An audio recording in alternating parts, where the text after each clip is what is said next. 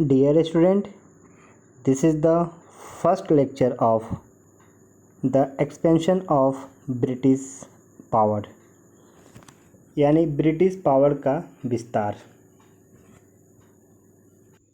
प्राचीन काल से ही विदेशी ट्रेडर्स भारत आया करते थे।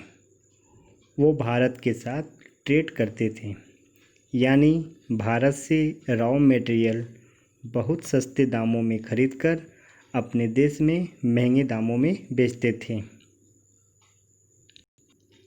अब एक क्वेश्चन राइज होता है कि यूरोप तो एक कॉन्टिनेंट का नाम है और इसमें बहुत से कंट्री सिचुएटेड है, तो किस कंट्री के मर्चेंट सबसे पहले भारत ट्रेड करने आए?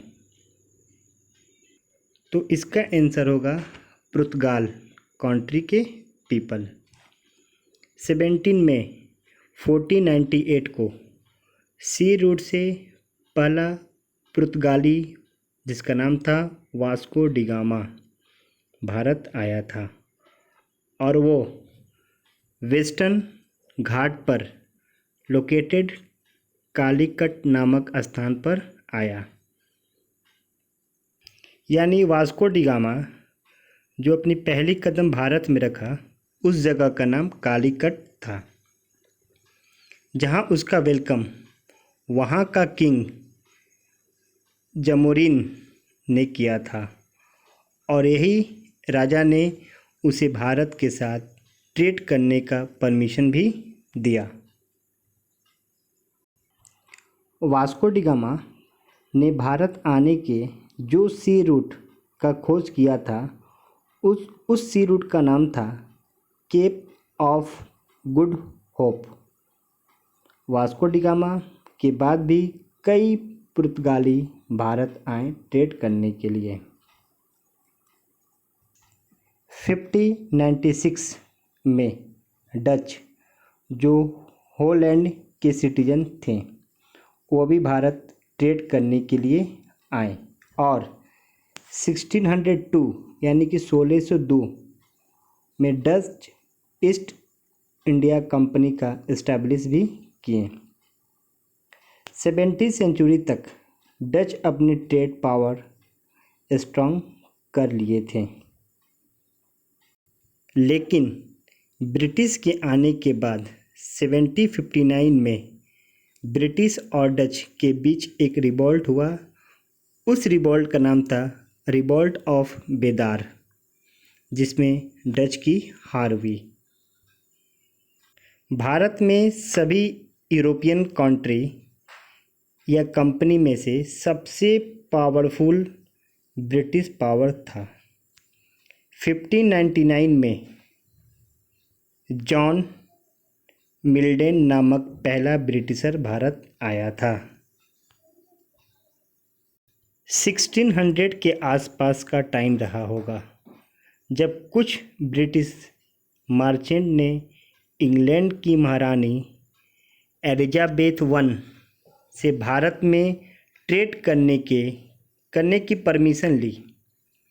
ट्रेड के लिए एक कंपनी की ज़रूरत थी, इसलिए ब्रिटिश ईस्ट इंडिया कंपनी को खोला गया। 1608 में इंग्लैंड से हेक्टर नामक एक शिप भारत भेजा गया। इस शिप का कैप्टन का नाम था हॉकिंस और यह शिप सूरत के पोर्ट पर आकर रुका। उस समय सूरत भारत का इम्पोर्टेंट ट्रेड सेंटर था। हॉकिंस भारत में ट्रेड करने के लिए आया था, इसलिए उसे ब्रिटिश एम्बेसडर बनाकर मुग़ल के किंग जहांगीर से मिलने के लिए भेजा गया और वो जहांगीर से मिला और उनसे ट्रेड करने के लिए परमिशन भी लिया। अब एक क्वेश्चन और एराइज होता है कि ब्रिटिशर से पहले भारत में पुर्तगाली, फ्रांसीसी और डच ट्रेड करते थे। तो हॉकिंस के सामने बहुत बड़ी चैलेंज थी कि कैसे इन यूरोपियन को अपने रास्ते से हटाए। जबकि 1664 में यानी 1664 में लुईस XIV के रीजन में काल्बर्ट द्वारा फ्रांस ईस्ट इंडिया कंपनी का एस्टैब्लिश किया गया था। 1668 में फ्रांस कैरो द्वारा औरंगजेब से भी परमिशन लिया गया था और सूरत में फर्स्ट फ्रांसीसी फैक्ट्री को भी खोला गया। 1669 में सेकेंड फ्रांस फैक्ट्री भी खोला गया। तो हम कह सकते हैं कि ब्रिटिश से पहले फ्रांस, डच और पुर्तगाली अपना ट्रेड स्टार्ट कर चुके थे, लेकिन ब्रिटिश पावर ने धीरे धीरे इनकी व्यापार को इंडिया में बंद कराने लगे और फाइनली इंडिया में ब्रिटिश पावर एक्सपेंशन होने लगा। 1615 से 1618 के बीच ईस्ट इंडिया कंपनी के लिए स्पेशल राइट हासिल करने में सफल रहे। ईस्ट इंडिया कंपनी को जैसे ही स्पेशल राइट्स मिले, उन्होंने अपने कारखानों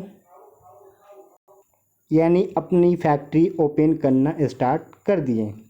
एक के बाद एक अहमदाबाद, बरहामपुर, आगरा, सूरत में कई फैक्ट्रियां ओपन किया गया।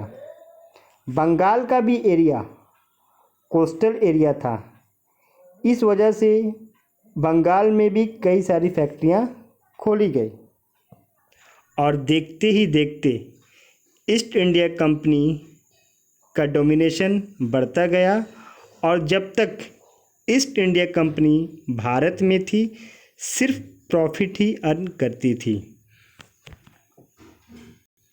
यानी हम कह सकते हैं कि ब्रिटिश से पहले भी इंडिया में यूरोपियन ट्रेडर्स आए थे। इस लेक्चर के लिए बस इतना ही। नेक्स्ट लेक्चर में हम द ब्रिटिश बंगाल के बारे में जानेंगे। Please like, comment and subscribe. Thank you for watching.